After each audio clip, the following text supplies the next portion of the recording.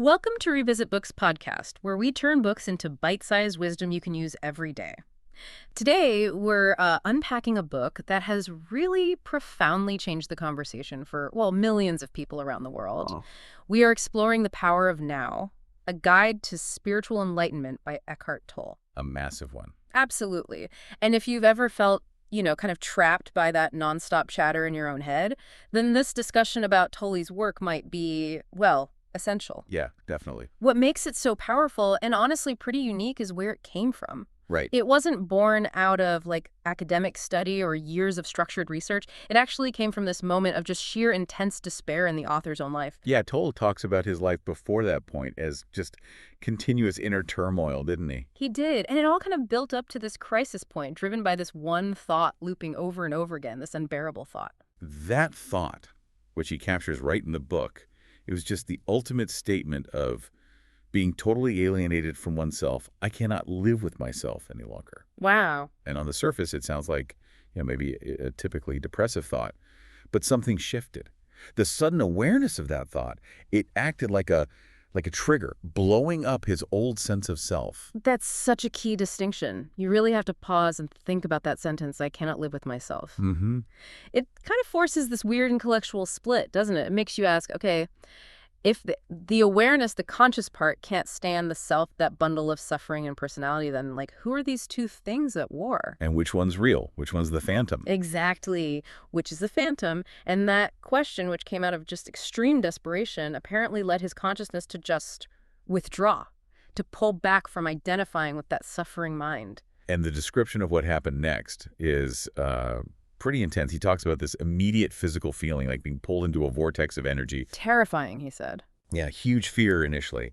And then this clear inner voice or command just said, resist nothing. And just imagine the courage, or maybe the sheer exhaustion it took to actually follow that, to let himself be pulled into what felt like this terrifying emptiness inside. That was it, the ultimate surrender. And the result, he wakes up the next morning, it's all gone. Yeah. The conflict, the fear, the anxiety that had crippled him just vanished. And the world itself seemed completely new. He uses words like fresh and pristine. Yeah. Everything just radiated this intense aliveness, this sacred quality. The sound of a bird, the way light came through a window. It was all suddenly incredibly beautiful because that layer of mental concepts and labels was gone. Pure consciousness, unfiltered. That's what he experienced. Yeah. Just pure, unadulterated consciousness. And it wasn't just a quick flash, was it? This state of intense joy and presence, it became his reality for the next 2 years. It's amazing. He literally spent that time just sitting on park benches, Yeah, often with no money, no fixed home, no real social identity in the conventional sense. just dwelling in this state of inner bliss. Right, and that profound personal shift, that's the source. That's the wellspring for everything he teaches in the book. Which also explains the book's structure, doesn't it? Absolutely. Because the insights weren't academic, they weren't thought out in advance, they came out spontaneously as direct answers to questions people asked him in seminars and counseling sessions. So it keeps that Q&A feel. Exactly. It's like a continuous dialogue throughout the book. And that structure is clever because it lets the book work on two levels at once, almost. Explain that. Well, level one is kind of like holding up a mirror, isn't it? It shows us the common patterns of how we live unconsciously. Relationship dramas, chronic anxiety, even large-scale conflicts between groups or nations. It diagnoses them all as symptoms of the same core issue, identifying with the mind. The false, as he calls it. Exactly. Recognizing the false. And you really need that. You need to see what you're caught in before you can even think about letting it go. But then there's level two, and that's the invitation. Right. That's the profound part. It lays out the path to this transformed state of consciousness, the true. And it's not just about reading information. The way it's written, the material itself, is designed to sort of pull you into that state of intense conscious presence while you're reading. Yeah, it aims to give you a direct taste of liberation right there in the moment. The mission isn't just to inform you. It's really to transform you, to actually shift your consciousness. Okay, so if that introduction strikes a chord, then you probably fall into one of the main groups of people this book really speaks to. Yeah, I think we can break that down. The first and probably the biggest group is what Tolle basically calls the compulsive thinker. Which is Most of us, probably. Pretty much, yeah. Yeah. This is anyone who most of the time equates their identity, their actual sense of being, with that constant involuntary stream of thoughts running through their head. It goes right back to that Descartes thing we mentioned, I think, therefore I am. Tolle argues that's the fundamental mistake. It is. Because when you're completely identified with that inner monologue, you're essentially trapped in a prison you've built yourself. And that thinking, it doesn't actually solve things most of the time, does it? No, quite the opposite. Yeah. It tends to generate the problems. It creates what he calls an insanely complex world of continuous problems and conflict. Because the mind, when it's running the show, is just constantly narrating, labeling, judging, projecting. So if your life feels like you're just lurching from one crisis to the next, constantly putting out fires. Then you're likely living primarily through that lens of compulsive thinking. And this book is definitely for you. Okay, who's next? Next up is the unfulfilled seeker. This is the person whose compulsive thinking pushes them outwards towards achieving external things. Right, the constant chase for Okay. what? Possessions, money, status, power. Or even finding that one perfect relationship. They're convinced that if only they can achieve this next thing, then they'll finally feel whole, finally find inner peace. And why are they driven like that? Tolle says it comes from a deep-seated sense of lack or incompleteness. The ego, because it's not fundamentally real, feels inherently vulnerable and afraid. So it needs constant external validation to prop itself up. Trying to fill a spiritual void with, like, material stuff or external approval. Exactly. Yeah. And the tragedy, which Tolle points out so clearly, is that even when they get those things, the big promotion, the wealth, the partner they dreamed of, they find that the inner emptiness, that hole, it's still there. It's bottomless, he calls it. Right. Because the ego is a structure of need. It can never be truly satisfied by things that are temporary, by forms. It's like trying to fill a bucket that has a massive hole in it. You just keep pouring things in, Yeah. but the level never rises. And the effort itself just makes the frustration worse. Okay, the third group. The third audience is the escape artist. This group is wrestling with what the book terms ordinary unconsciousness. Ordinary unconsciousness. Well, what does that look like? It's not necessarily like intense agony. Not always. It's more that pervasive, low-level hum of discomfort. You know, that feeling of chronic unease or just general discontent, maybe an underlying nervousness, or even just persistent boredom. That sounds incredibly common, almost like the background noise of modern life for a lot of folks. It really is. And that constant low hum of anxiety, it drives people to seek temporary fixes, temporary relief. They get caught up in using external anesthetics. Like what kind of anesthetics are we talking about? Oh, you know, the usual suspects. Drinking too much, compulsive shopping, maybe overeating, binge-watching endless TV shows, obsessive internet use, even using sex as just a distraction. Basically, any activity that offers a brief escape from that inner state of unease. Just numbing the feeling for a bit. Exactly. It's just symptom relief. These things might dull the feeling of, say, the pain body stirring, but they never touch the root cause, which is that total unconscious identification with the mind. So the moment the distraction stops, that underlying discomfort just floods right back in, maybe even worse than before because now there might be guilt or other consequences attached. Creating a cycle. The repeating cycle, yeah. The escape is always, always temporary. Okay, and the final group this really speaks to. Lastly, this exploration is deeply relevant for the emotionally constrained. These are people who are genuinely ready. They've reached a point where they actively want to end what Tolle calls the dreadful enslavement to incessant thinking. They're ready to move beyond the limits of the dualistic mind. The dualistic mind. That's the ego's operating system, right? Thinking in opposites. That's right. It functions entirely on opposites. Good, bad, success, failure, love, hate. So if you're chasing pleasure through the egoic mind, the nature of duality guarantees that pain, or at least the absence of pleasure, is bound to follow. Like if you get a huge thrill from some external success. You're simultaneously setting yourself up for suffering. When that success inevitably changes or fades or isn't enough anymore, it's built into the structure. So what's the alternative Tolle offers? He points towards states of being that are non-dual. Things like true love, true joy, true peace. And how are they different from, say, just feeling pleasure? Unlike pleasure, which needs an external trigger and always has an opposite lurking, these deeper states, love, joy, peace, they arise from within. from the depth of your being itself. Ah, so they don't depend on circumstances. Exactly. And because they arise from that deeper dimension, they have no opposite. They aren't fleeting experiences that come and go based on what's happening outside. They are abiding states. They are part of who you fundamentally are, beneath the mind. So if you're tired of that constant up and down roller coaster of emotions that swing between highs and lows, And this book offers a direct path towards something more stable, more real. It's essentially your guidebook off that roller coaster. okay, that list of who this is for, it covers a lot of ground. It's quite sobering, actually. It is. But the good news, as you said, is Tolle doesn't just point out the problem. He offers very clear, practical ways out of that suffering. Right. So let's get into those. Let's talk about the key takeaways, the big lessons for finding liberation. There are 5 main ones we should probably cover. Sounds good. Where should we start? Let's start with the absolute foundation. You are not your mind. This idea of disidentification. Yes. This is the first, absolutely crucial step. As we've touched on, the ego is this phantom self. It's a false identity that's kept alive only by our unconscious identification with that non-stop mental chatter. And the ego hates the present moment, right? Completely. It cannot tolerate the now. It needs time to exist. It needs the past to construct its story, its identity, and it needs the future for its constant promise of salvation. Let's dig into that a bit more. The ego's time trap. How does that work? Well, the ego is fundamentally rooted in your personal history. It constantly replays the past.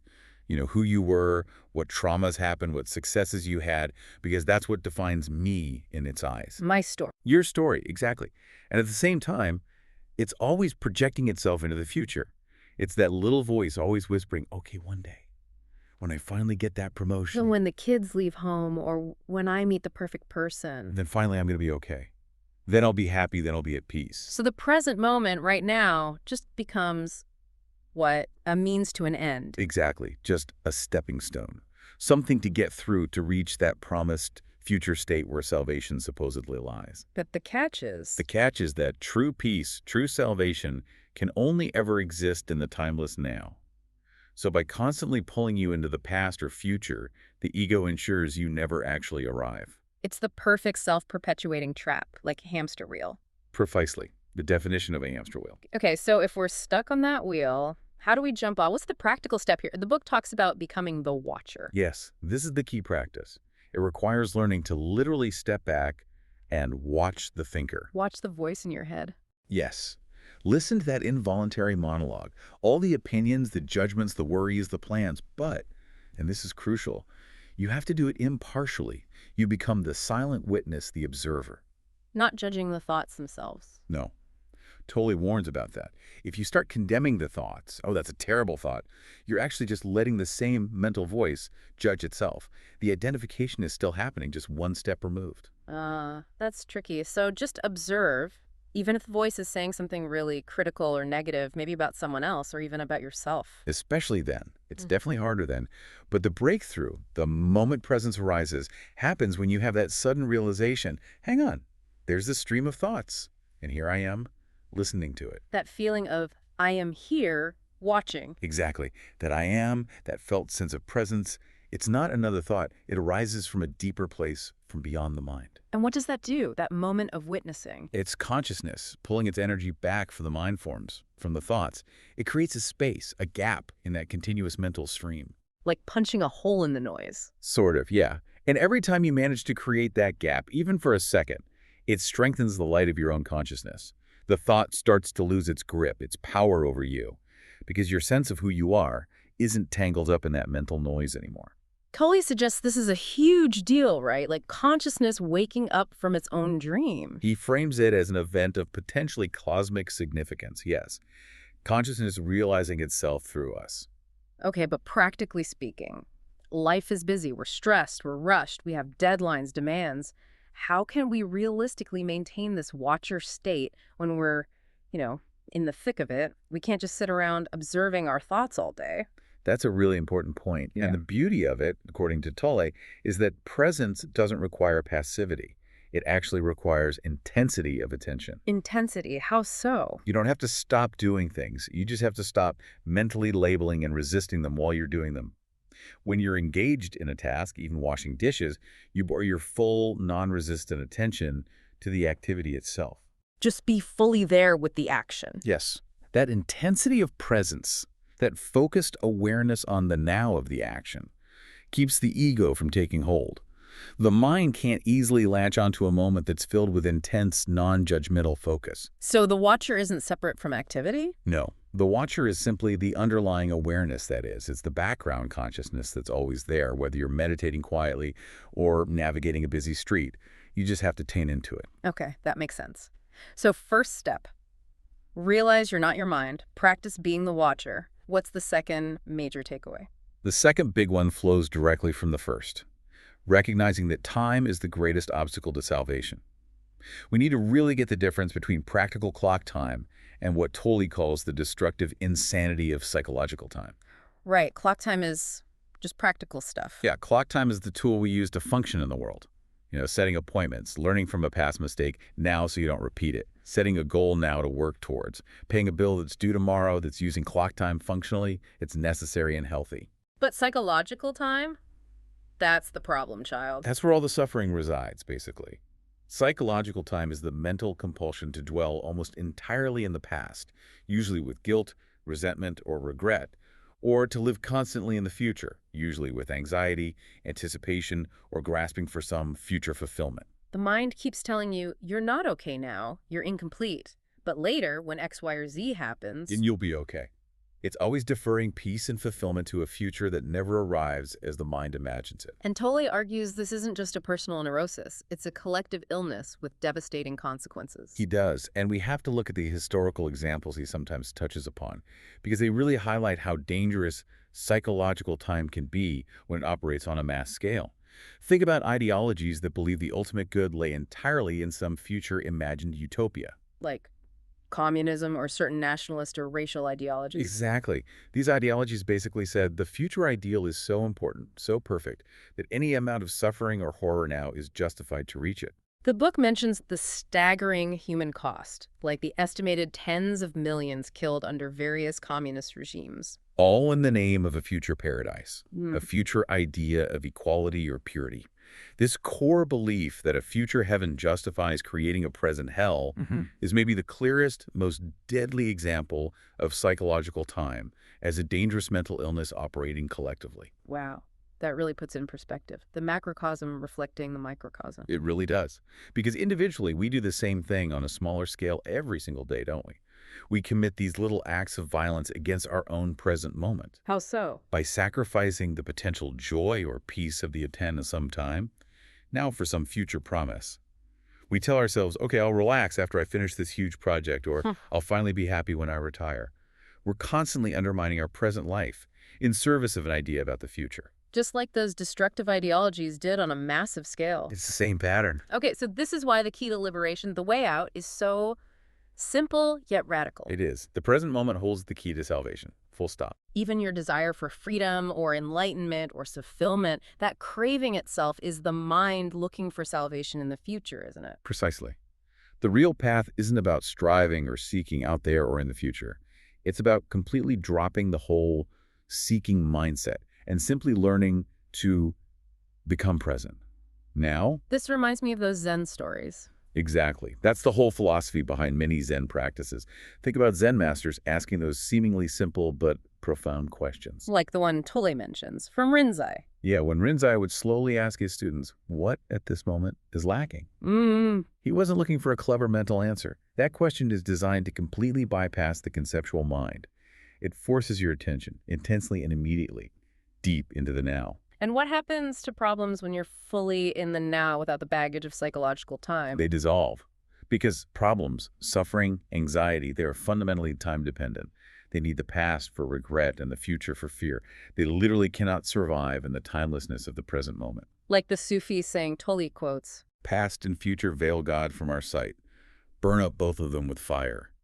The fire is intense presence. Okay, so we're not our mind, and time is the main obstacle. What's the third big hurdle? The third major area is dealing with the accumulated weight of our past suffering, which Tolle gives a very specific name, the pain body. Right. And it's important to stress, he doesn't mean this just as a metaphor for feeling sad sometimes. Right, not at all. He describes the pain body as an actual semi-autonomous negative energy field within us.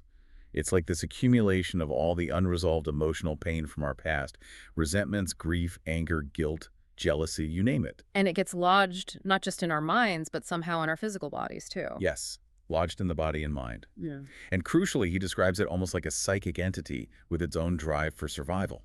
And like any entity, it needs to feed. It needs food, and it can only survive if it tricks you into unconscious identification with it. It sort of lies dormant, then rises up, hijacks your thinking and emotions, and temporarily becomes you. And what's its food source? What does it feed on? Its only food is experiences that resonate with its own negative energy signature. So it actively seeks out and thrives on things like Hmm. emotional drama, arguments. Exactly. Anger, hatred, self-pity, conflict, even deriving a strange sort of pleasure from illness or negativity. The key insight is stark.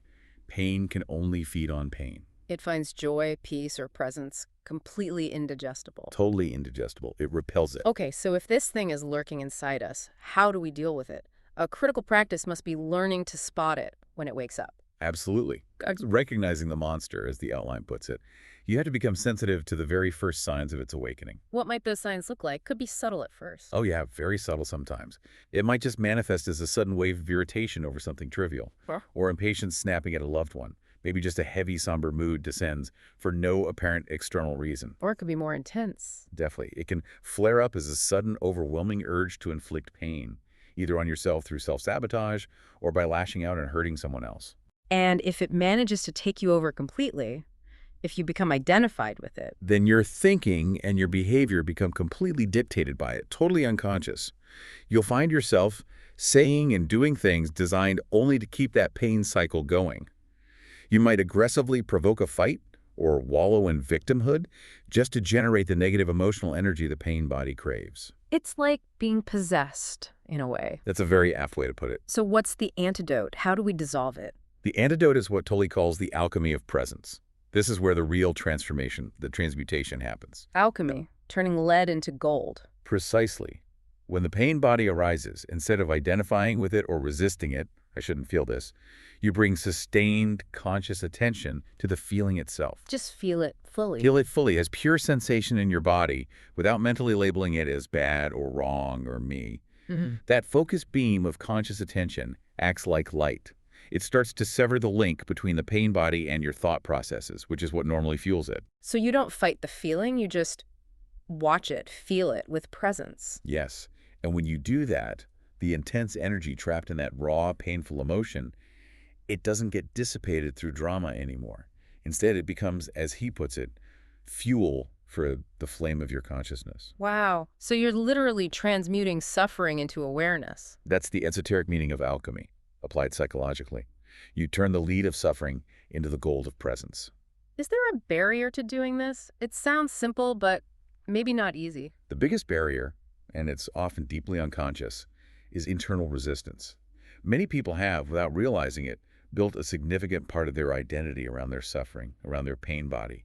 They are the unhappy self. So letting go of the pain feels like losing who they are. Exactly. The unconscious fear of losing that familiar, albeit miserable identity can be so strong that people actually resist letting go of the pain, even though it causes them constant misery. They'd rather cling to the known misery than step into the unknown freedom. That's a powerful and kind of tragic insight. Okay, that leads us to the fourth lesson, which seems related. Surrender. Yes, and this is probably one of the most misunderstood concepts in the book. Because surrender usually sounds like giving up, like weakness. Right. In everyday language, it implies defeat. But Tolle argues completely the opposite. True power lies in surrender. It's resistance to what is that actually cuts us off from our inner strength, from the depth of our being, which is the only source of real power. The ego mistakes fighting against reality for strength. Constantly. So we absolutely have to distinguish surrender versus resignation. Okay, can we use that stuck in the mud analogy? Yeah, that's a good one. So imagine your car is stuck deep in the mud. Resignation is the mental state that says, right, that's it. I'm stuck forever. This is awful. I give up. It's passive misery and complaint. Okay, so that's not surrender. Not at all. Surrender, in this context, means first accepting the raw fact, the isness of the current moment, without adding a negative mental story to it. So you accept, okay, the car is currently physically stuck in the mud. That is the reality of this moment. No judgment, just acceptance of the fact. Just acceptance of the is. And then, from that place of inner non-resistance, you take action. You assess the situation intelligently. Maybe you try rocking the car. Maybe you call for a tow truck. So action still happens. Yes. Positive, intelligent action arises much more effectively from a place of acceptance than from panicked resistance. And critically, while you're taking action or waiting for help, you continue to practice inner surrender by not mentally labeling the situation as terrible or unfair. You accept the delay, the inconvenience, without letting your mind spin disaster scenarios. Exactly. You maintain that inner non-resistance to the form of the present moment. This is what he calls surrendered action. It flows with a higher quality of consciousness and tends to be far more effective in the long run. This ties into another really crucial distinction he makes. The difference between your life and your life situation. Yes, this is profound. Your life situation is all the external stuff. Your circumstances, your job, your relationships, your health, your finances, all the forms, which are inherently temporary and constantly changing. Yeah. And yes, we should absolutely strive to improve our life situation where appropriate. But your life with a capital L. That refers to your deepest inner being, your core consciousness. And that, Tolle says, is already whole, complete, and perfect right now in this timeless moment. It cannot be improved because it's already perfect. So the mistake we make is, what? Trying to get the feeling of life from our life situation. Precisely. We constantly look to our external circumstances to give us that feeling of wholeness or okayness that can only truly be found within, in our connection to being. When you realize your core being is already perfect, you're freed up. You can still work on improving your life situation, but you don't need it to be a certain way to feel okay. That desperate neediness dissolves. And this completely reframes ideas like success or prosperity, doesn't it? Totally. Many people are chasing future prosperity, thinking, when I have X amount of money, then I'll feel abundant. But Tolle flips it. He says true prosperity isn't a future goal. No. True prosperity is an inner state. It's gratitude for the present moment and the fullness of life now, regardless of your bank balance. If you approach life from an inner state of lack, he argues, you could become a billionaire, and you'd still internally experience lack and fear. So prosperity is an inside job first. It starts within. And that inner sense of abundance and gratitude then tends to manifest externally over time. So the essential practice here is simple. Give up waiting as a state of mind. Catch yourself when your mind drifts off to when I get X. And consciously bring your attention back to the richness, the aliveness that is already present right here, right now, even in small things. That's where true abundance lies. Okay, powerful stuff. Let's move to the fifth key takeaway. Enlightened relationships. This is often where the rubber really hits the road for people, isn't it? Where the ego plays out most intensely. Oh, absolutely. Relationships are often the crucible. And Tolle dives deep into why romantic relationships in particular are often so intense and, frankly, so fraught with difficulty. Why is that? Why the intensity? He suggests it's because they initially seem to offer this amazing liberation from the deep-seated fear and sense of lack that characterize the egoic mind. You meet someone, you fall in love, and suddenly you feel alive, whole, complete. For a while. For a while, exactly. This creates the illusion of romantic love, as he puts it. Our deep spiritual longing for wholeness, for an end to the feeling of separation, gets projected onto another person. And we mistake that intense ego need, the almost addictive clinging, for actual love. Very easily, yes. It's incredibly common. And that's precisely why, once that initial in-love phase inevitably fades because no person can permanently fulfill your ego's demands, the relationship starts to oscillate wildly. Between what? Love and hate. Between what feels like love, when needs are met, and hate, or anger, resentment, attack, when those egoic needs clash or aren't met. The underlying unconscious patterns and pain bodies start battling each other. So if relationships are often based on illusion and egoic need, what's the point? Does Tolle suggest we avoid them? No, not at all. He reframes their purpose entirely. He says the goal of a modern relationship, especially a close, intimate one, is ultimately not to make you happy. Which sounds harsh. It does initially.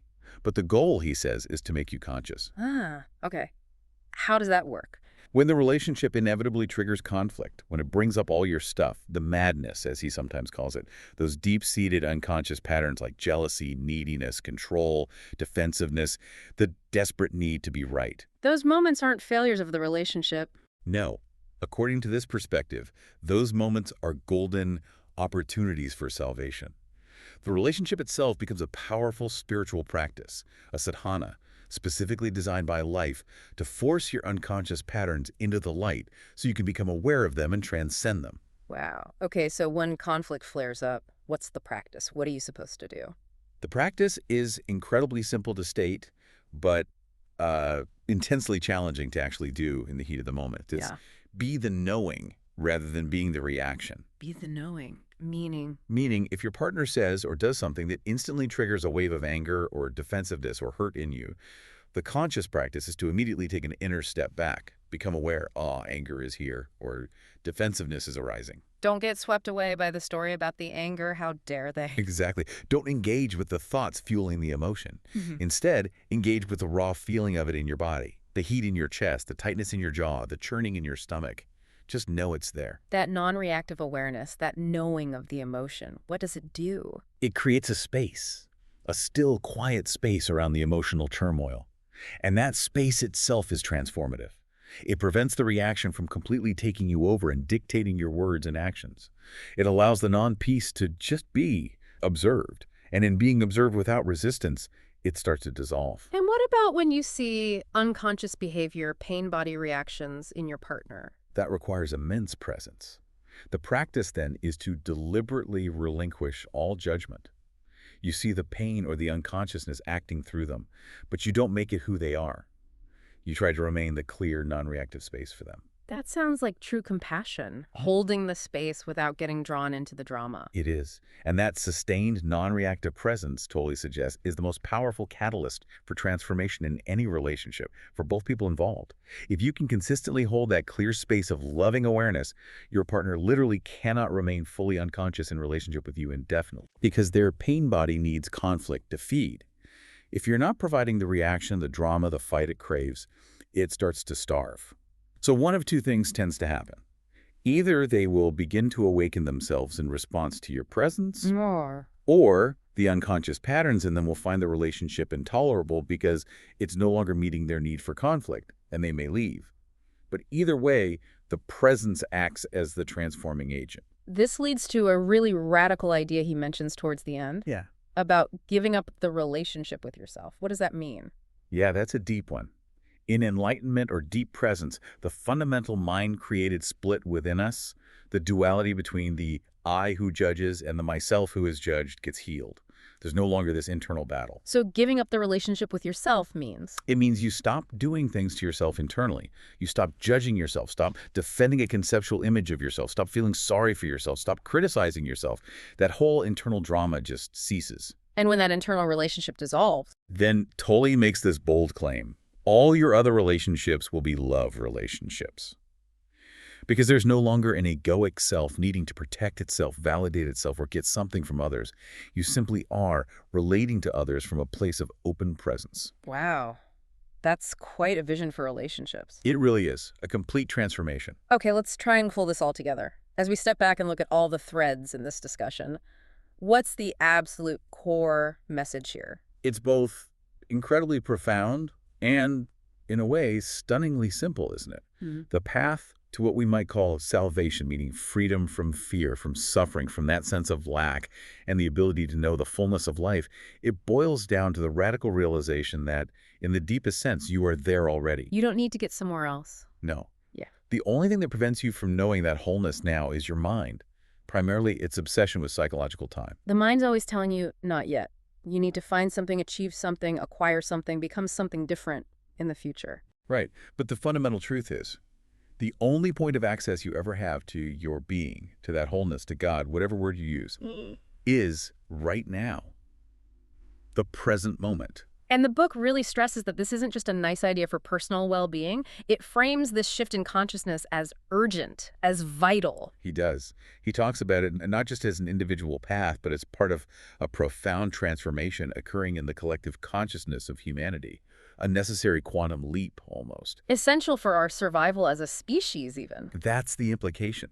Because the collective egoic mind, with its addiction to psychological time, its tribalism, its constant need for enemies and conflict, that mind, operating on a global scale, is arguably the most dangerous and destructive force on the planet. So the alternative to this mass awakening is just more of the same.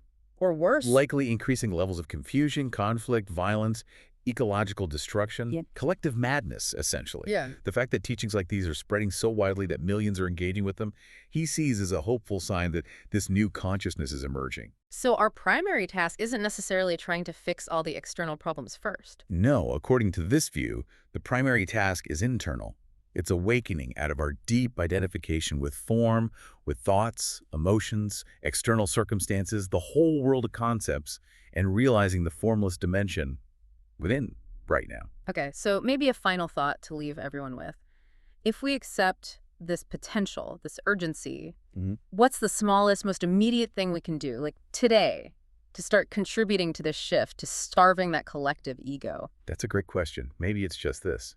The very next time you feel a surge of strong negative emotion, frustration, irritation, anger, resentment, instead of instantly reacting or launching into the mental story about it, Just pause. and for just 10 seconds, maybe 15, fully feel the raw energy of that emotion as a pure sensation in your body. No labels, no story, just the feeling itself. Use that moment of pain as the fuel. Exactly. Hmm. Use that raw energy as fuel for presence. Recognize that in that tiny act of non-resistance, that moment of choosing awareness over reaction, you're not just doing something for your own peace. You're actually making a small but real contribution to that larger quantum leap in consciousness that arguably the world really needs right now. Well, a microdose of presence. A microdose of presence, yeah, that's a good way to put it. That's today's breakdown. While this discussion cannot replace the book's full text, it can offer a glimpse into its teachings. I hope you found this discussion helpful, and I look forward to sharing more. Let me know what book next you want to discuss.